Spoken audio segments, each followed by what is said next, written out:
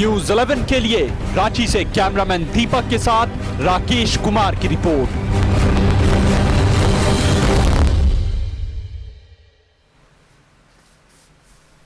तो आपने देखा एक फौजी के जज्बे को। उस वक्त हमारे संवाददाता राकेश वहां मौजूद थे, हम उनसे बातचीत करेंगे, जानेंगे।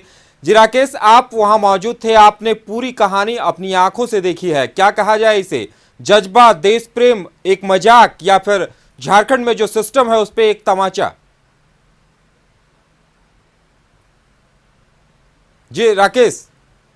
इस तरह से गहमा गहमी दिखाई पड़ रही थी। वहीं एक फौजी पहुंचता है और ख़ास करके जिस प्रकार से अपना नामांकन भरना चाहता है, उसके बाद से उसके साथ जिस प्रकार का व्यवहार किया जाता है वो बड़ा दुखद कहा जा सकता है। और साफ तौर पे जिस प्रकार से उसके जज्बे की बात देखने को मिली थी कि किस प्रकार से वो वहाँ पहुँचता है। उसे जानकारी नहीं थी कि राज्यसभा चुनाव में जाना है, किस प्रकार से वहाँ पहुँचना है। उसने अपना फॉर्म लिया था और फॉर्म लेने के बाद से प्रस्तावक ढूंढ रहा था, विधायकों को ढूंढ रहा था, कई प्रस्तावकों की बात कर रहा था कि शायद विधानसभा पहुँचेंगे और हो सकता है कि बातचीत होगी और उनके प्रस्तावक बनेंगे। लेकिन कुछ स्थितियां इस प्रकार बदली कि उसे पहले तो विधानसभा परिसर से बाहर निकाला गया और उसके बाद से वहां के जो पुलिसकर्मी थे, वहां मौजूद पुलिसकर्मियों ने जिस प्रकार का व्यवहार किया, काफ़ी दुखद का पहलू कहा जा सकता है। और साफ तौर पे वहां देखने को मिला कि उसके बाद से बड़े अधिकारी भी वहां पहुंचे पुलिस के, और वहां से उन्हें ले जाया गया एक अज्ञात जगह पे ले जाया गया जहां शायद पत्रकार नहीं पहुंच पाए, सभी पत्रकार। लेकिन अंतिम क्षणों की बात की जाए, वहां तक हमने जो बातचीत की थी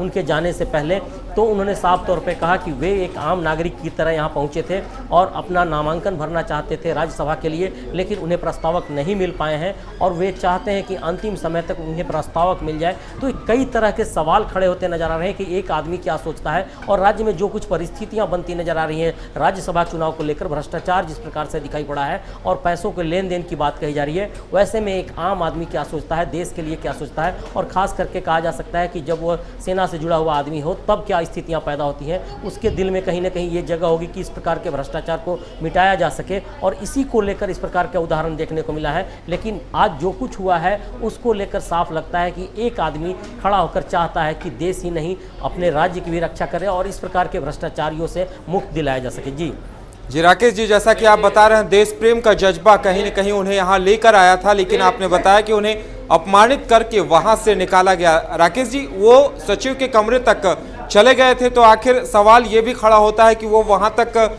चले गए और उसके बाद आखिर बात बिगड़ी कहाँ?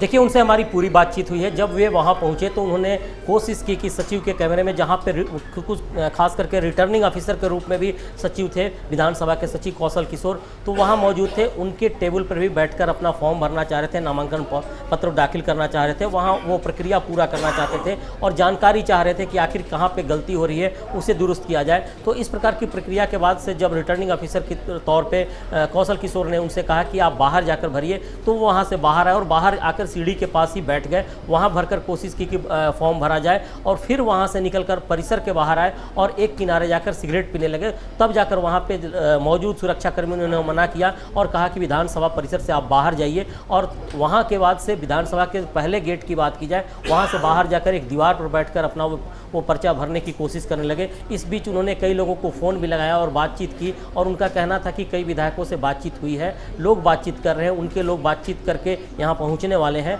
और कोशिश की जा रही है कि अंतिम समय तक उनका पर्चा दाखिल हो जाए। लेकिन जब समय बीत गया, 3 बज गए दिन के, उसके बाद से कोई भी विधायक आया और ना ही कोई उनका आदमी आया। तब जाकर पता चला कि शायद उनका कोई आदमी नहीं पहुंचने वाला है। इसके बाद से वहां के पुलिसकर्मी उन्हें बाहर निकालने की कोशिश की और बाद में पता चला कि मुख्य द्वार को भी बंद कर दिया गया है। और तब तक उन्हें पता चला कि पुलिस के बड़े अधिकारी भी वहां पहुंच गए हैं और बातचीत कर रहे हैं इस मामले में कि आखिर वो यहाँ क्या कर रहे हैं, और उन्हें परिसर से बाहर निकालने की कोशिश की गई। साथ ही साथ ये भी कोशिश की गई कि उन्हें थाने ले जाया जाए, जिसका उन्होंने पूरी तरह से विरोध किया। और इसके बाद से पुलिस के जवानों ने मुख्य द्वार को बंद कर दिया और जैसे ही अपनी कार से वे बाहर निकलने की कोशिश करने लगे, तब उन्हें हिरासत में लिया गया और हिरासत में लेकर जगन्नाथपुर थाना ले जाया गया। और उसके बाद से कहाँ ले जाया गया इसकी जानकारी नहीं मिली है। हालांकि उनसे हमारी अभी भी बातचीत हुई है, तो उन्होंने कहा कि पुलिसकर्मियों ने उन्हें छोड़ दिया है और फिलहाल वे अपने घर पर मौजूद है।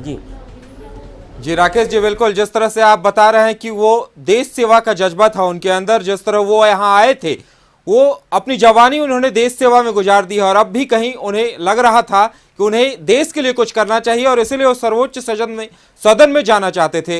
नहीं लगता है कि उनके साथ कुछ गलत हुआ है, बदसलूकी हुई है? उन्हें अगर समझाया जाना भी था तो वो बेहतर तरीके से बताया जा सकता था, लेकिन कहीं न कहीं उनके साथ बदसलूकी हुई है। क्या लगता है आपको? देखिए, निश्चित तौर पे उनसे हमारी बातचीत हो रही थी तो वे काफ़ी आहत नज़र आ रहे थे। हालांकि उन्होंने किसी के साथ मिसबिहेव नहीं किया, सभी सवालों का जवाब सही तरीके से दिया और साथ ही साथ बड़ी बात उन्होंने बताई कि वे एक आम नागरिक की तरह आए थे यहाँ पे और वो चाहते थे कि राज्यसभा चुनाव के लिए जो प्रक्रिया है उसे पूरा किया जाए चुनाव के लिए, लेकिन वो प्रक्रिया कुछ कारणों से नहीं पूरा किया जा सका है।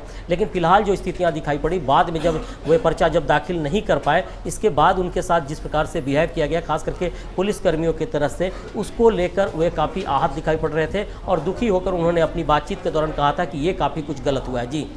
जी राकेश जी, आज का दिन जो था और नामांकन का अंतिम दिन था, गहमा गहमी भी रही होगी। संजीव कुमार ने भी आज पर्चा भरा, और क्या कुछ इस दौरान कुछ उनको लेकर कोई प्रतिक्रिया मिली क्या?